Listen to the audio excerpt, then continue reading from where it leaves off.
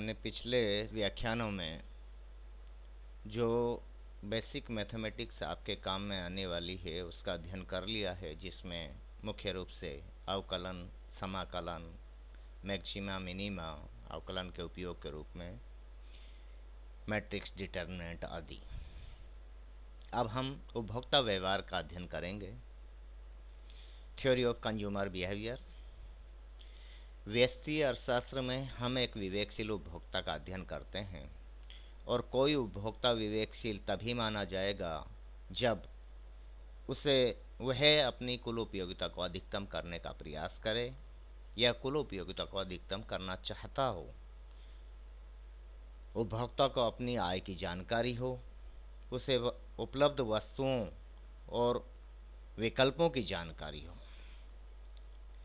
इन विकल्पों के मूल्यांकन में वह सक्षम हो और अपनी संपूर्ण आय को इन उपलब्ध विकल्पों पर, वस्तु विकल्पों पर वह खर्च कर देता हो। न तो वह उधार लेता है और ना ही वो बचाता हो। तो संक्षेप में यदि हम कहें तो एक उपभोक्ता विवेकशील तभी माना जाएगा जब वह अपनी निश्चित आय को, निश्चित आमदनी को ध्यान में रखकर अपनी कुल उपयोगिता को अधिकतम करना चाहता हो। निश्चित आय के प्रतिबंध के अनुरूप कुल उपयोगिता को अधिकतम करना चाहे तो वह उपभोक्ता विवेकशील उपभोक्ता कहलाएगा। अब उपभोक्ता व्यवहार का जब हम अध्ययन करते हैं तो हमारे सामने आता है उपयोगिता, और उपयोगिता विश्लेषण के अध्ययन से पहले उपयोगिता का अर्थ जानना बहुत ज़रूरी है। आप जानते हैं कि जो भी हम वस्तुएं उपभोग करते हैं उन सभी वस्तुओं में कोई ना कोई उपयोगिता होती है, लेकिन उपयोगिता का सामान्य अर्थ जो हम समझते हैं, देखिए उपयोगिता और लाभदायकता दो अलग अलग चीज़ें हैं। कोई वस्तु लाभदायक हो और उपयोगी हो यह संभव है, लेकिन किसी वस्तु में उपयोगिता हो और वो लाभदायक ना हो, ये भी संभव है। तो उपयोगिता का से हमारा जो अभिप्राय है कि किसी वस्तु में अंतर्निहित वह गुण जिससे किसी मानवीय आवश्यकता को तुष्ट किया जा सके, संतुष्ट किया जा सके, वस्तु के उस गुण को उपयोगिता कहते हैं। दूसरे शब्दों में उपयोगिता को किसी वस्तु के उपभोग से प्राप्त तुष्टि गुण के रूप में भी परिभाषित कर सकते हैं। उपयोगिता विश्लेषण के संदर्भ में अर्थशास्त्रियों में दो विचारधाराएं प्रचलित हैं, दो दृष्टिकोण हैं। पहला गणनावाचक दृष्टिकोण है और दूसरा क्रमवाचक दृष्टिकोण है। गणनावाचक उपयोगिता विश्लेषण, एक और चीज़ जो महत्वपूर्ण है कि उपयोगिता शब्द का सबसे पहले जो उपयोग किया था वो बेंथम ने किया था, तो ये आप ध्यान रखना। अब आते हैं हम उपयोगिता विश्लेषण के गणनावाचक दृष्टिकोण पर या गणनावाचक विचारधारा पर। यह विचारधारा 19वीं सदी के प्रमुख अर्थशास्त्री, जिनमें गॉसन, जेवंस, मेंजर, वालरा, लियो वालरा, मार्शल जैसे प्रसिद्ध अर्थशास्त्रियों द्वारा दी गई। इस विचारधारा के समर्थक अर्थशास्त्रियों की मान्यता थी कि उपयोगिता का भौतिक माप संभव है। जिस प्रकार हम वजन, लंबाई आदि को मापते हैं, ठीक उसी तरह से उपयोगिता को भी मापा जा सकता है, और वो भी गणनावाचक संख्याओं में व्यक्त किया जा सकता है।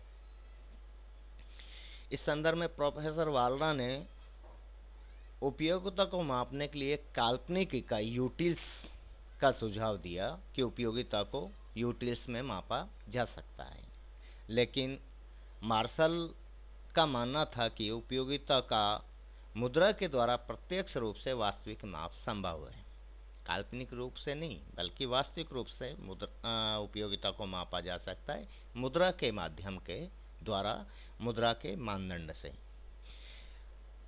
मार्शल का कहना था कि किसी वस्तु के उपभोग से वंचित रहने की बजाय उपभोक्ता उसके लिए जो कीमत देने को तत्पर है वही उस वस्तु की उपयोगिता है। अब गणनावाचक उपयोगिता विश्लेषण की जो कुछ मान्यताएं हैं, जो प्रमुख मान्यताओं में से नंबर 1 है उपभोक्ता विवेकशील है। संपूर्ण अर्थशास्त्र में हम विवेकशील उपभोक्ता को ही लेकर चलते हैं, तो ये हमारी मान्यताओं में शामिल है। गणनावाचक विचारधारा के समर्थक अर्थशास्त्रियों ने भी इस मान्यता को लेते हुए अपना दृष्टिकोण, अपना विचार प्रस्तुत किया था उपयोगिता के संदर्भ में। तो उपभोक्ता विवेकशील है। विवेकशीलता से अभिप्राय, उपभोक्ता की विवेकशीलता से मतलब यह है कि वह अपनी आय के प्रतिबंध में रहकर निश्चित आमदनी को ध्यान में रखते हुए विभिन्न वस्तुओं से मिलने वाली कुल उपयोगिता को अधिकतम करने का प्रयास करता है। दूसरी, उपयोगिता मापनीय है, यानी उपयोगिता का प्रत्यक्ष माप संभव है और गणनावाचक संख्याओं में उसे व्यक्त किया जा सकता है। तीसरी जो मान्यता इसकी वो यह है कि मुद्रा की सीमांत उपयोगिता स्थिर रहती है। ये बड़ी महत्वपूर्ण मान्यता है। इसका ये अर्थ है कि किसी उपभोक्ता की आय में बहुत हल्की सी वृद्धि, किंचित मात्र वृद्धि होने पर उसके लिए मुद्रा की सीमांत उपयोगिता अपरिवर्तित रहेगी। लेकिन ये ध्यान रहे कि विभिन्न उपभोक्ताओं के लिए मुद्रा की सीमांत उपयोगिता भिन्न भिन्न हो सकती है, अलग अलग होगी, हो सकती है या होगी। तो मुद्रा की सीमांत उपयोगिता को स्थिर मानकर ये अपना दृष्टिकोण प्रस्तुत करते हैं। चौथी मान्यता यह है कि ह्रासमान सीमांत उपयोगिता का नियम लागू होता है। अब आपने व्यष्टि अर्थशास्त्र में ये पढ़ा है कि यदि उपभोक्ता किसी वस्तु की इकाइयों का उत्तरोत्तर उपभोग करता जाता है तो वस्तु से मिलने वाली कुल उपयोगिता तो बढ़ती जाएगी, लेकिन सीमांत उपयोगिता वस्तु की अतिरिक्त इकाई के उपभोग से घटती चली जाएगी। जैसे जैसे वस्तु का उपभोग बढ़ाते जाएंगे वैसे वैसे अतिरिक्त इकाइयों से मिलने वाली उपयोगिता, जिसे हम सीमांत उपयोगिता के रूप में परिभाषित करते हैं, वो लगातार घटेगी। तो यह है ह्रासमान सीमांत उपयोगिता का नियम और ये लागू होता है। पांचवी बात जो ये कहते हैं, मान्यता लेके चलते हैं कि कुल उपयोगिता विभिन्न वस्तुओं की मात्राओं पर निर्भर करती है, कि उपभोक्ता के बजट में एक से ज़्यादा वस्तुएं होती हैं। देखिए, एकमात्र वस्तु का उपभोग नहीं करता है उपभोक्ता, ये आप बिल्कुल क्लियर रहें। उपभोक्ता अपनी आय को एक से ज़्यादा वस्तुओं पर खर्च करता है, क्योंकि व्यक्ति की जीवन में एक से ज़्यादा वस्तुओं की आवश्यकता होती है।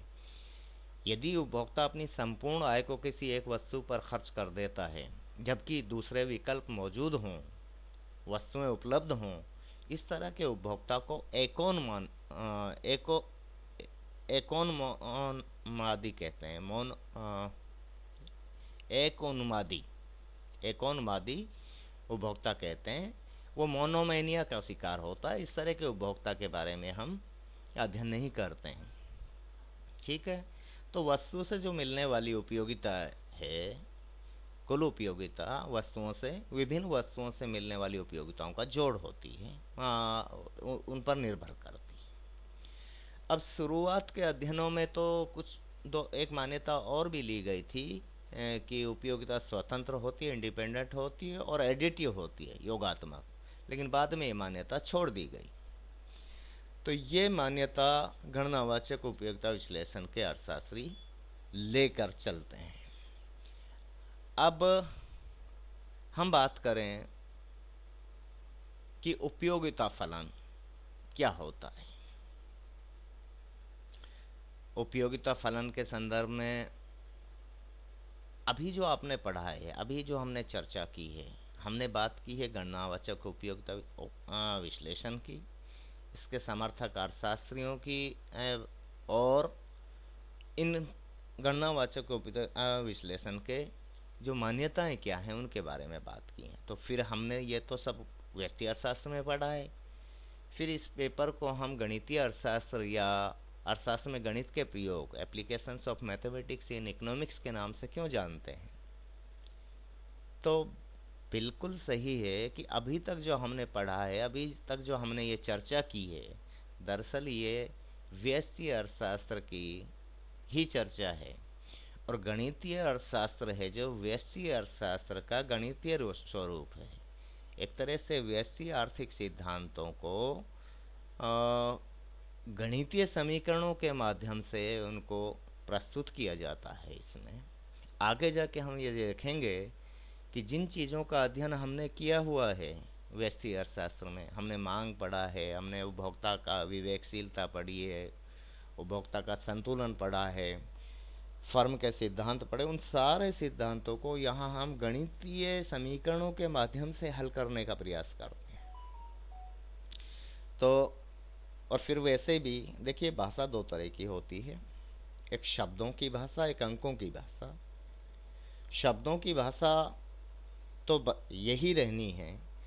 इस भाषा को एक तरह से अंकों की भाषा में हम अपने रखने का प्रयास करते हैं गणितीय अर्थशास्त्र में।